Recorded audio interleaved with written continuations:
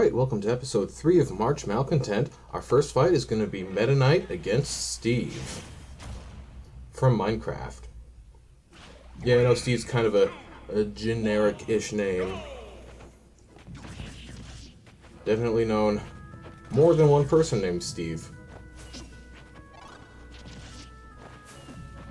Playing a dangerous game off stage. Although the Steve amiibo doesn't build as many blocks as you'd normally see most players. I mean, there's a block right there. It's a little strange. The Steve amiibo doesn't really build blocks for a purpose. It's more of just building blocks to, like, fill a quota, and Steve's dead. It's a shame, too, because Steve can actually make it back from that low. There's a couple of different ways. They're usually pretty cheesy ways, but there are ways. Steve, struggling to land, finally gets down with an anvil.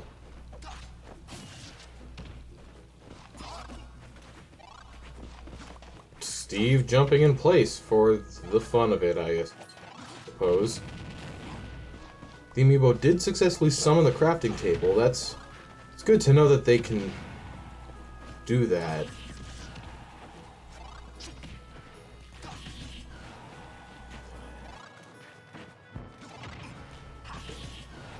See, right there, Steve just kind of built a block, but immediately got hit for it. Not really building blocks for a reason, just because they can. Kind of like how sometimes people will needlessly dash dance to try to show off, like, their skill. Like, oh, hey, look at me, I learned this cool trick. And in a game like Ultimate, it's really not as useful as a lot of people think. Because in Ultimate, if you're dashing a whole bunch to the side, you're kind of just locking yourself out of a couple of actions. It used to be that in other games you could just kind of stop your run, like, mid-dash, so that you had access to more options, but in Ultimate it's kind of the opposite. Then some other changes to the system, too. For example, running across the stage doesn't make you as weak as it did in other games, simply because you can now input an attack the moment your run ends. Which means if you need to run across the stage and down smash, you can do that. It used to be that you could only do that with up smash because it had, I want to say, special canceling properties. I can't tell you why, I can only guess, but for the longest time in the Smash series, up smashes kind of just had the special privilege where you could cancel them out of runs, and in Ultimate, you can actually still cancel a run or your shield into up smash. It's less noticeable, though, because it's only slightly faster than any other option. And on a lot of characters, their other options are better for one reason or another. It's just, you know, something that's nice to know.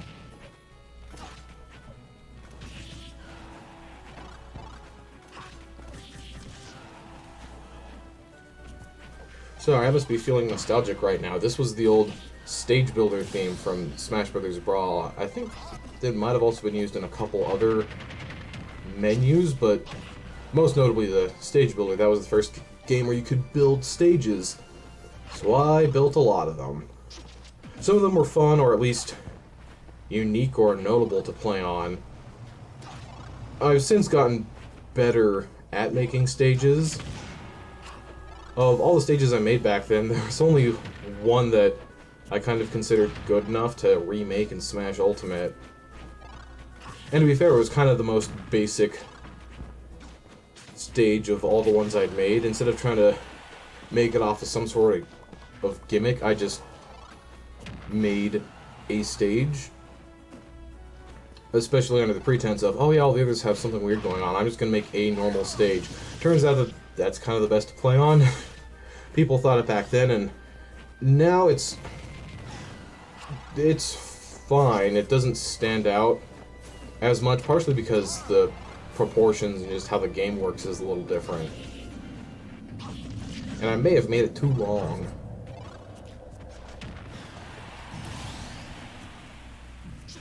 Alright, final stock situation.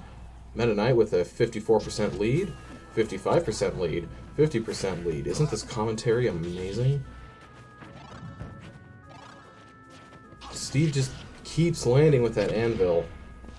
And again, he needs to understand that he does have other options other than the anvil, but I guess if he keeps hitting them... And he certainly has enough resources going into his final stock. That is something to, I guess, consider when you're going against a Steve. You can always just kind of try to rush him down to deplete him of resources. And depending on how well you do, you can definitely give him a weaker end game. Of course, this Steve has a really strong end game going right now. Diamond tools, an extra diamond in store, a piece of gold. You know, I'm not gonna list off all of his inventory, but you know, he has a lot of resources. Although he did run out of his tools durability at a very inopportune time. Got another one crafted though. Meta Knight's gonna want to go far out. Oh, never mind that. It makes my point obsolete. Congratulations to Meta Knight for making it into the tournament. Now we've got Simon against Bowser. 3, 2, 1, go! Bowser starting with a down air on the uppermost platform. Don't know who he was planning to hit with that, but surely it wasn't Simon. Simon going rather off stage for an amiibo. That is something to know about them. Every amiibo has basically a value that determines how often they go off stage. And for some reason, whenever you make an amiibo, it at least has a significantly higher chance of, well, that value being set higher than it would be for a normal person, I suppose. It's not necessarily a bad thing. If you're entering a tournament, then I guess it would be super annoying. However, from a casual perspective, it's kind of cool to see some of these characters who aren't as good off stage try to go for an off stage gimp anyway. Or edgeguard, or ledge trap, which it's a little peculiar for Simon because he's a character who's probably one of the best at the game at ledge trapping. But now he keeps going for edgeguard instead. And he gets double kicked to the face for it. Alright, lesson learned. Simon just being so aggressive with these whips. Maybe I need to train him to use just a couple more projectiles, because I don't think I've seen any. Granted, Bowser, despite being the heaviest character, is actually rather mobile now. So it can be a little bit harder to just keep him away. Especially with a ground speed as fast as his is. He's not the fastest character, however, he's like actually really high up there. Which is, I guess, even weirder considering that he's a turtle, technically, but... On a random animal facts note, I was surprised to learn that turtles and sloths and most of those traditionally very slow animals can actually go a little bit faster than everyone thinks they can. They just need to be motivated, and they usually aren't. But if you were to, oh, I don't know, chase one of them with a shark, you notice that they move significantly faster than all the stereotypes would suggest. Parrying the get-up attack. A little unnecessary, but I appreciate the hustle, I suppose. That was a really far grab reach. Simon with a footstool on Bowser. Interesting thing about Bowser is that he's one of the characters with a custom footstool animation. Everyone has their own footstool animation, of course, but Bowser's is actually a reference to when you defeat him in Super Mario World. It's just, you know, a nice little touch. Kind of like how in Super Mario Odyssey, during the final Bowser fight, he totally uses the Bowser Bomb. That's the name of his down B in Smash Ultimate. Like, obviously they don't call it out by name or anything, but if you're familiar with both games, you watch him do it and you're like, oh, I didn't think that they'd actually have him do that.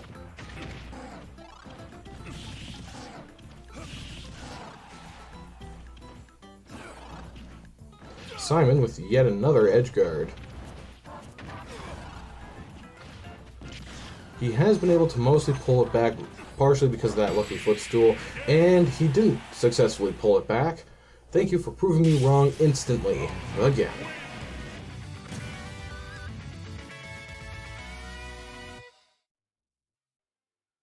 Alright, our next fight, Corrin against Pichu.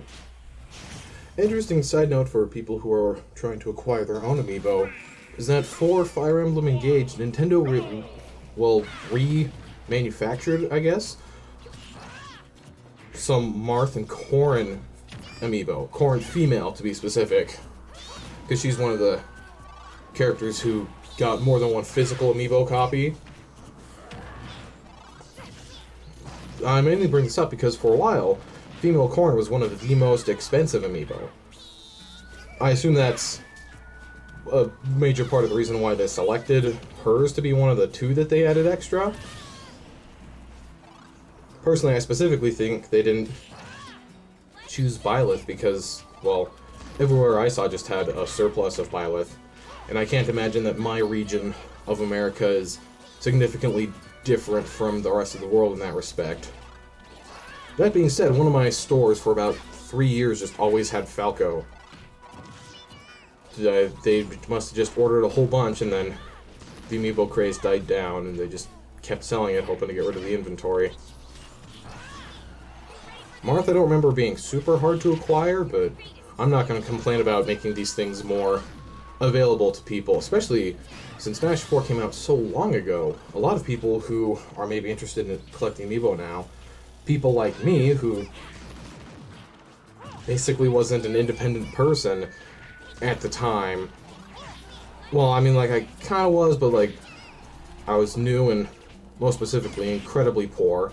Now I've advanced up to being only kind of poor. Anyways, a lot of people didn't get a chance to try to collect all the amiibo when they first came out, when it would have been the easiest.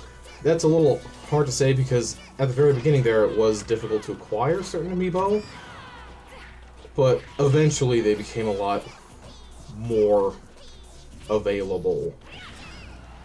But some of them, like Female Corrin, just didn't get more available, and if anything, kind of got more scarce and incredibly expensive. Like $300 almost to get a Female Corrin.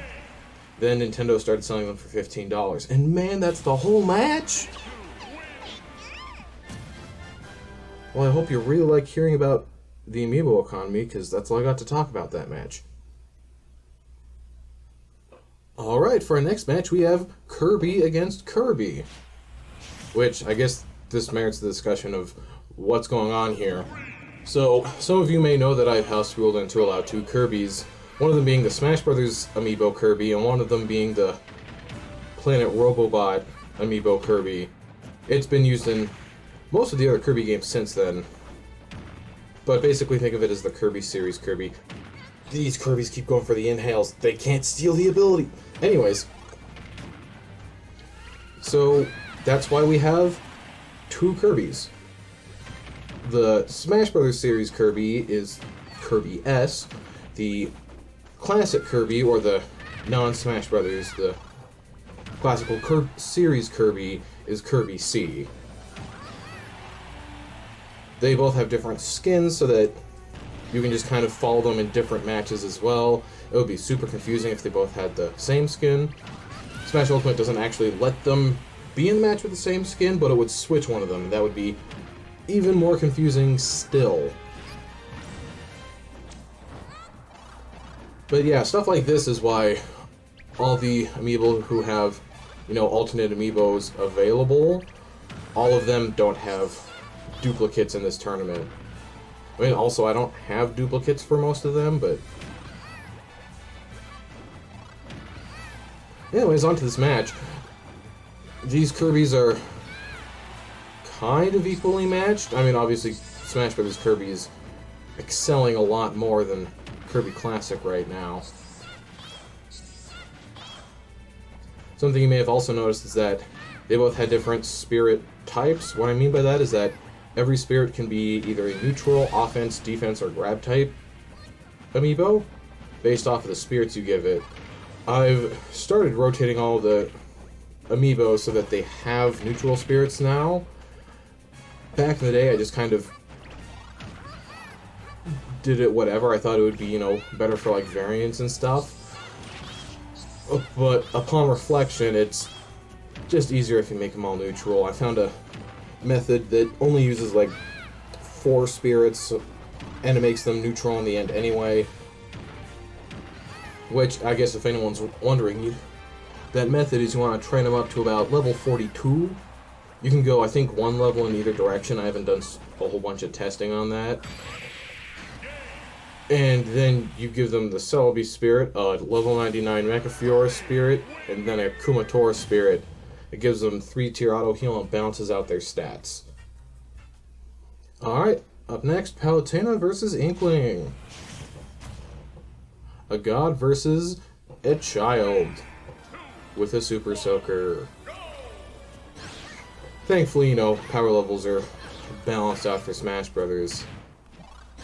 Otherwise, some characters just would not be able to play the game.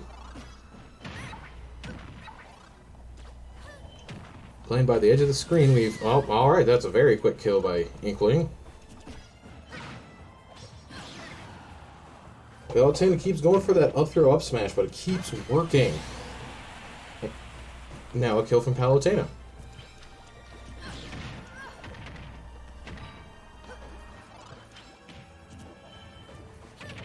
Inkling with the single jab.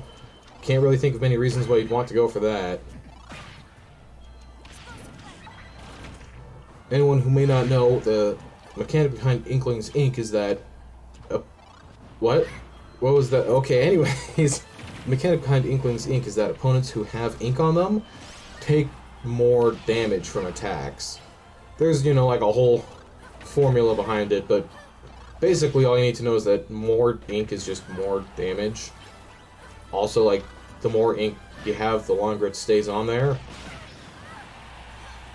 Palutena getting launched to almost the other side of the Bridge of Eldin. Well, it was the other side, almost off the other side. Now Palutena's at 180% and wants to get any additional percentage she can on Inkling before she dies. Inkling totally whiffs the punish there, so she's going to be able to do that. Surely forward throw kills. It does. Good. Sometimes the amiibo just won't use the right throw. And you could say that part of it's my fault. I'm sure part of it is. But also, where you throw the opponent is so dependent on what's happening in the match right then, and like where you are on the screen and everything.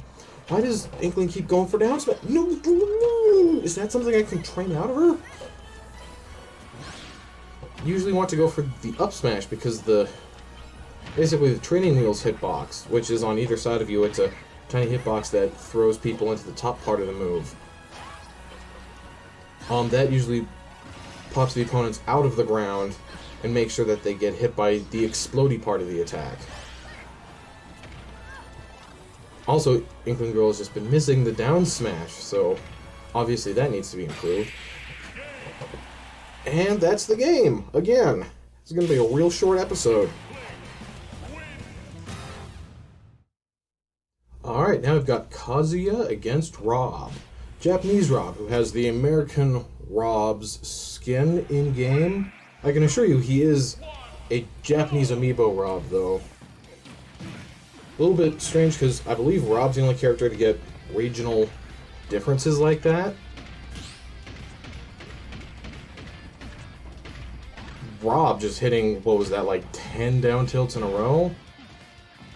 This is going to be a tough match. The Kazuya amiibo is known to be pretty just effective. Part of the reason why is that, well, okay, so if you're a human playing R.O.B, you need to use all of his moves, of course. The difficulty making sure that you don't use the wrong move, and that any moves with command inputs that you successfully put in the command inputs, well, the amiibo doesn't have to worry about most of, or if any of that. Always using the move they intended to. The command inputs are input just incredibly quickly to the point where you kind of don't feel like the amiibo has to do them at all.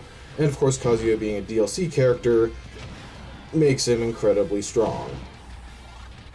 Because some people won't buy the DLC unless they're incredibly broken. R.O.B does manage to kill Kazuya though. Takes 136% though. But he can also chain like a whole bunch of those down tilts together. Grounded down air. I'm gonna have to copy that for later.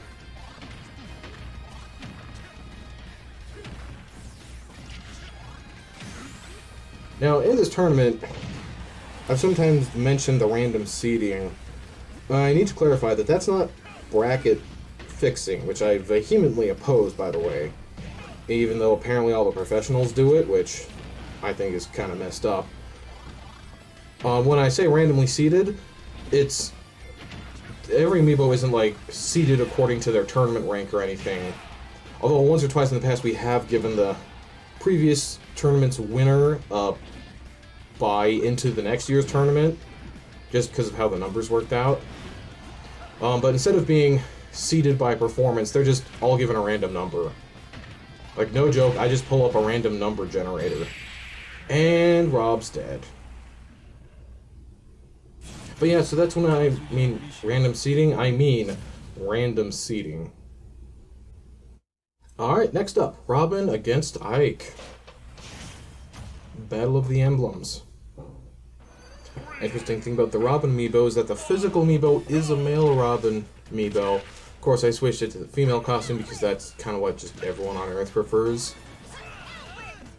For some reason, everyone at Nintendo didn't anticipate that. Which is weird, but, you know, whatever. Just kind of helps to emphasize that the theme of this episode has been amiibo variants.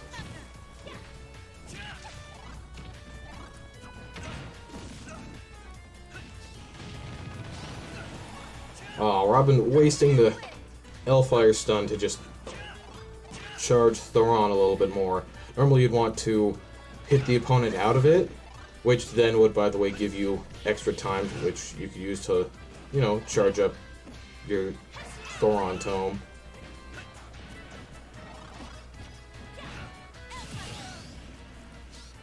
Throw at the ledge. It'll kill you. It is one of the, I guess, things to note about all of these non-competitive stages is that you can and will sometimes just die because you hung out too close by the ledge. Robin actually took quite a bit of magnifying glass percentage there.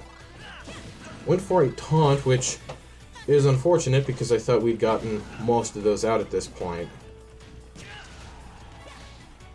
In case I didn't mention it earlier, every year the worst amiibo are retrained so that they can be stiff for competition in the following year.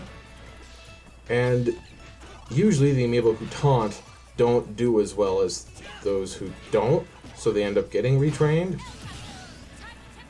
Robin really loving that forward throw to L Thunder. I want to say it's a combo, but it hasn't hit both times, but Ike's died anyway. Trying to go for the spike with the uppy. Didn't quite get it, but I appreciate the attempt.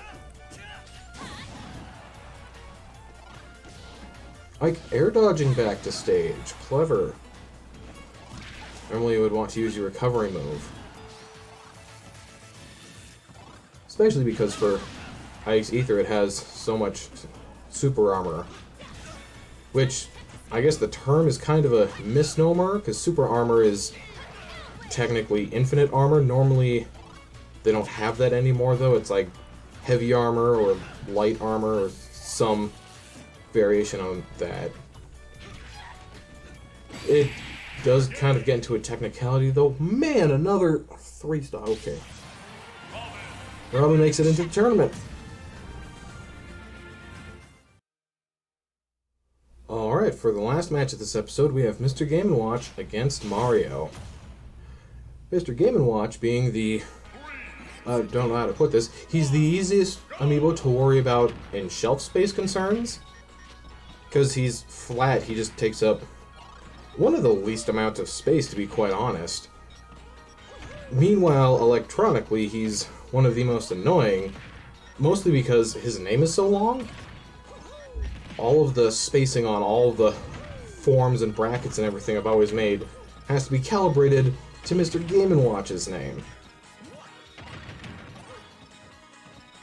I guess that's equivalent exchange for you.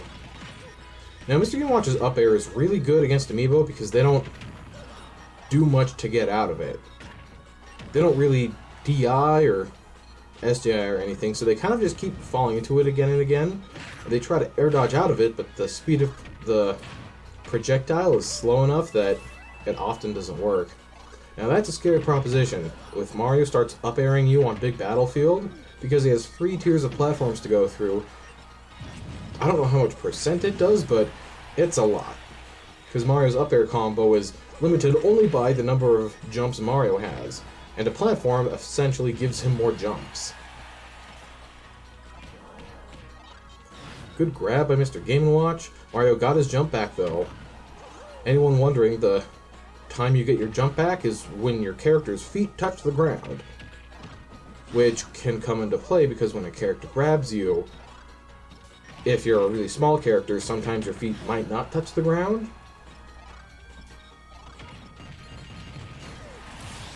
First kill goes to Mr. Game & Watch.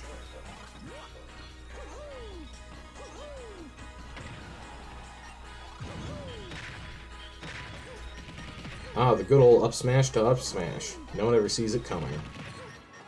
Mario does not seem to even think about, I don't know, reflecting any of these. He at least clashed with one, but... makes it back up the stage, uses the beefy up B tech to get past the ledge while still having his hitbox active. Normally you would just grab the ledge instead, and then you have to worry about getting up from it.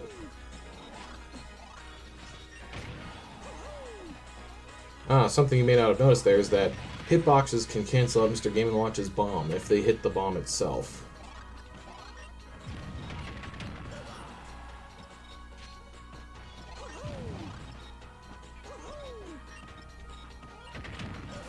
Mr. Game & Watch has just been playing a very good game of keep away.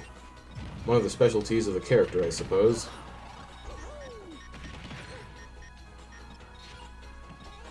Mario finally gets away from the up air only to get hit by another, and it gets an up smash. Tying up the game stock-wise, but percentage-wise, it is very not. Yep, alright. Game & Watch with the 1 life lead over Mario. Mario goes for one of the most simple combos the character has, which is a little disappointing, but again, these are amiibo. Down throw to up air. I didn't know that was a thing. Reminds me of the old Smash 4 days, where you'd get down throw to up tilt, up tilt, up tilt, up tilt, up tilt. Those were dark times in retrospect. We didn't know any better back then, but once you go to Ultimate, it's just so hard to go back to an older Smash game. I mean, of course, they're all fun and everything, but Ultimate just treats the player so well. And especially since Ultimate has all the characters, most of the stages, there really isn't much to go back for.